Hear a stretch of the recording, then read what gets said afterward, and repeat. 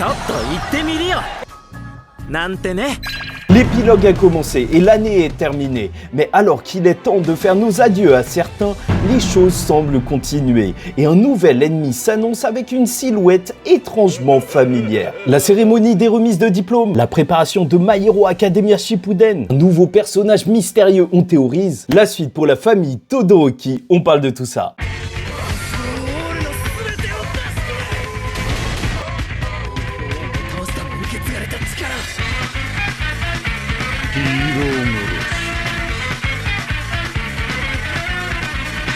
Mesdames et messieurs, ici Chage, on se retrouve aujourd'hui pour la review du chapitre 425 de My Hero Academia, hors saison, et on dirait bien qu'Horikoshi veut vraiment pas juste conclure, mais bien nous montrer autre chose lors de cet épilogue. Et je t'invite à liker ou disliker la vidéo, commenter, donner ton avis en commentaire et t'abonner si tu n'es pas encore abonné. On parlera de My Hero Academia encore longtemps, même après la fin du manga, et commençons tout de suite par la cérémonie de remise des diplômes et My Hero Academia Shippuden.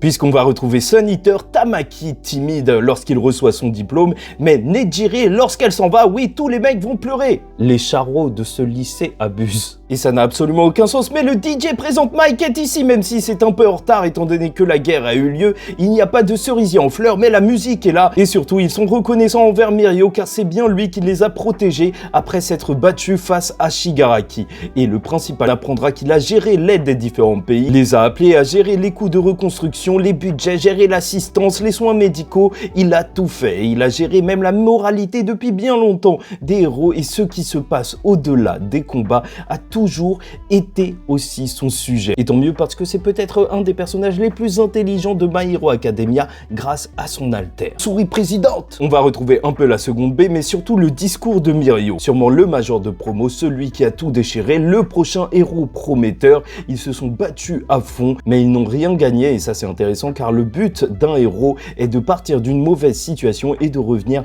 à la normale. Sauf que là, ils vont tenter de faire plus, atteindre un monde avec un sourire, comme le voulait Night Eye, et alors que Mirio va penser à lui, il va s'en aller en s'envolant et une tête géante va entrer en scène et tout fracasser. Et si vous vous demandez d'où vient cette mascotte, en réalité, c'est en référence à la championne du festival de UA dans le concours de Miss. Voilà, c'est dit, je sais pas si ça intéresse beaucoup de personnes, mais au moins vous le savez. On va donc retrouver la seconde A avec Aizawa comme prof temporaire, étant donné la situation assez particulière dans laquelle ils sont. Normalement, ils auraient dû changer de prof. Ils sont désormais la première A, et qu'est-ce que ça fait plaisir de voir cette évolution. On retrouvera une Jiro qui a donc une prothèse au niveau de son oreille. C'est un des personnages de la classe qui a le plus perdu en réalité, avec l'amputation de son oreille face à All for One, donc ça semble quand même assez logique. Et Aoyama va venir faire ses adieux en tant que traître de UA. Même s'il a été autorisé à revenir, il se sent coupable et veut se racheter pour ses crimes. Ensuite, il retentera d'être un héros.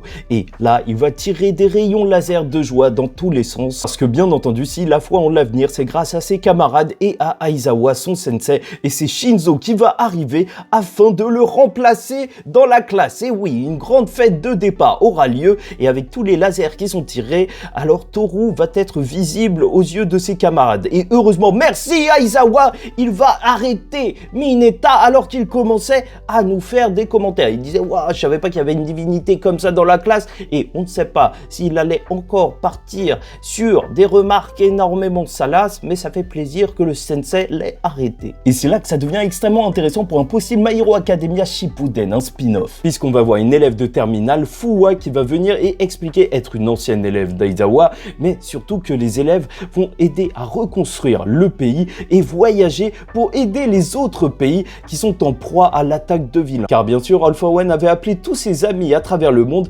afin qu'ils foutent le bordel tout simplement et que les gens ne viennent pas aider le Japon. Ce qui est juste parfait, sait-on jamais, pour un spin-off de My Hero Academia. Retrouver les classes dans différents pays, juste, peut-être même juste pour un one-shot, donc sur les personnages, tu sais, là, Horikoshi, il pourrait se donner à fond dans son talent et vu qu'il voulait faire un manga d'horreur, il pourrait même tenter l'esprit de faire un one-shot d'horreur avec Tokoyami, ouais, Fumikage, oui, Dark Shadow dans un manga d'horreur, ça marcherait assez bien avec sa nouvelle coupe. Mais voilà, comme elle le dira, ils sont dans une période trouble d'après-guerre et il manque un symbole de la paix comme All Might. Et c'est assez drôle de remarquer que Bakugo doit rester calme désormais, vu qu'il est assez affaibli et même que son cœur a été affaibli. Peut-être que ça va le changer à jamais. Puis on va les retrouver dans une scène où ils vont parler tranquillement entre élèves et franchement, moi, ça me fait plaisir de voir un petit peu de discussion, un petit peu de tranche de vie entre eux. Et alors que Deku veut parler à Ochako, elle va le couper directement pour lui dire que sa coupe est bizarre. Merci, quelqu'un qui le dit.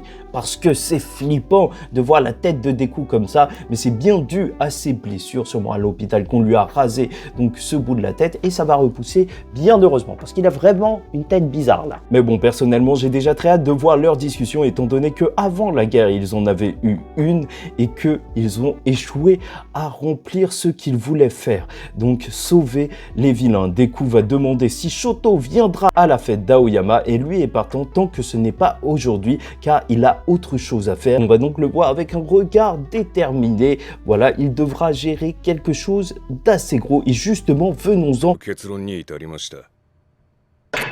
à la famille Todoroki, un Dabi encore en vie et le retour de Shigaraki Theory ou d'un autre personnage mystérieux. Puisqu'on va alors retrouver Endeavor à la fin face à une énorme machine. On ne voit pas ce qu'il y a à l'intérieur. Est-ce que ce serait Dabi qui serait dans une cuve et encore en vie? Ou est-ce qu'il serait en train tout simplement de l'utiliser comme chauffage pour chauffer le Japon? Ou même qu'il l'ait placé au congélateur, les fous! Et bon, plus sérieusement, vu les dégâts qu'il s'est pris, je pense que la régénération n'est pas possible. Si même All For One avec tous ses haltères avait une tête de potatoes après le coup d'All Might à l'ancienne, alors ce serait assez compliqué de soigner un Dabi comme ça. Ils vont devoir peut-être le débrancher, accepter ce qui lui est arrivé et le laisser partir, sait-on jamais, mais dans tous les cas, il y a une chose à noter, c'est que cette situation doit être invivable pour lui, parce que s'il est encore éveillé, déjà, donc il se retrouve face à Endeavor, la personne qu'il déteste le plus, même s'il peut y avoir des conversations entre eux, je pense qu'il n'apprécie pas trop la situation. Enfin bref. Plus mystérieuse encore, lors de ce chapitre, on va voir un garçon sortir d'un building. Il sort littéralement de nulle part, mais alors qu'on nous le présente lors de cet épilogue, on peut penser qu'il sera important. Et vraiment, avec cette mise en scène, il est loin de ressembler à un personnage bienveillant qui va arriver. Mais bon, donc on va partir du moins probable au plus probable pour moi, en tout cas. Donc déjà ça pourrait être Spinner, étant donné qu'on ne sait pas ce qui est arrivé, surtout qu'il a été surchargé d'haltères, il est devenu un monstre Godzilla énorme, donc peut-être qu'il a complètement perdu ses haltères et que là il ressemblerait juste à un humain. Ça pour moi c'est vraiment le moins probable, mais au moins il faut que Deku il transmette le message de Shigaraki donc à Spinner. Donc, il faudra y aller. Ensuite, et ça me fait... Il y en a qui pensent que ça pourrait être le père de Deku. C'est vrai qu'on devait le voir au moins à la fin de la série, d'après Horikoshi. Ben là, est-ce que ça pourrait être le père de Deku comme ça qui était enfermé dans une cave ligotée? Si des personnes pensent ça, c'est car il semble avoir quelque chose sur la bouche et on rappellera que le père de Deku, d'après Horikoshi, a un alter qui lui fait cracher du feu par la bouche. Voilà, tout simplement. Mais bon, passons aux deux choses les plus probables. Mais je me dis que ça pourrait être aussi un tout nouveau vilain qui arriverait après toute cette destruction qui serait laissée pour compte. Et justement, ça pourrait être l'occasion pour Deku et même pour Ochako de montrer comment tout a changé vis-à-vis des vilains et essayer de les aider avant qu'ils deviennent véritablement des monstres. Peut-être que nous sommes face à quelqu'un qui serait comme un nouveau Shigaraki mais qui serait arrêté. Tout ça pour conclure le propos de My Hero Academia, que tous doivent changer, la société doit changer afin de ne pas reproduire les erreurs du passé.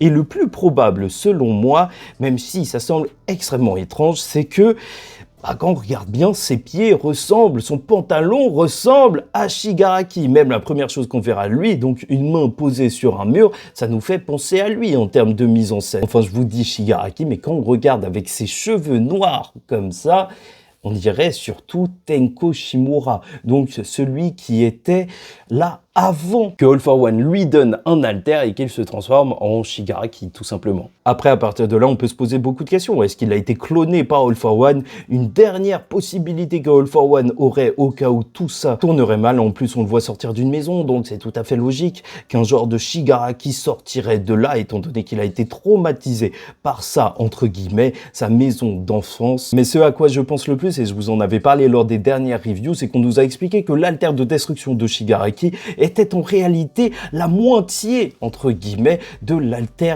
de construction, donc d'overhaul, de reconstruction. Et donc, je trouve ça assez étrange qu'on nous ait expliqué ça et qu'on n'ait jamais vu Shigaraki reconstruire quelque chose grâce à son alter, peut-être l'éveiller à son maximum. Donc là, est-ce qu'on aurait possiblement un Shigaraki qui, à la fin du combat face à Deku, aurait véritablement éveillé son alter et aurait réussi à reconstruire son corps afin qu'il puisse véritablement devenir un héros comme il le voulait depuis le début de cette histoire et que Deku puisse réellement sauver Shigaraki? Moi, je pense qu'on peut partir sur ce genre de scénario. Après, reste à voir ce que nous réserve Horikoshi, réel retour de Shigaraki ou pas. N'hésitez pas à me dire ce que vous en pensez en commentaire. En plus, on avait beaucoup de personnes qui étaient déçues du traitement peut-être un peu trop rapide de la conclusion de Shigaraki. Enfin bref, dans tous les cas, pour moi, ça annonce du lourd parce que le prochain chapitre se concentrera sûrement sur la famille Todoroki. On va bientôt conclure la meilleure intrigue du manga pour moi, entre mystère et émotion. Ça va être juste excellent. Même si on a 2 semaines de pause et globalement, le chapitre 425 de My Hero Academia est un faux adieu. Car bien que le Big Three s'en aille, laissant sa place à la nouvelle génération, la seconde A continue en tant que première A et Shinso remplace Aoyama pour des missions autour du monde. Mais alors que tout n'a pas encore été dit, une personne mystérieuse apparaît et les Todoroki sont encore hantés par un fils et un frère auxquels ils n'ont pas pu faire encore d'adieu. Il est donc temps pour eux d'en conclure avec l'histoire de Dabi.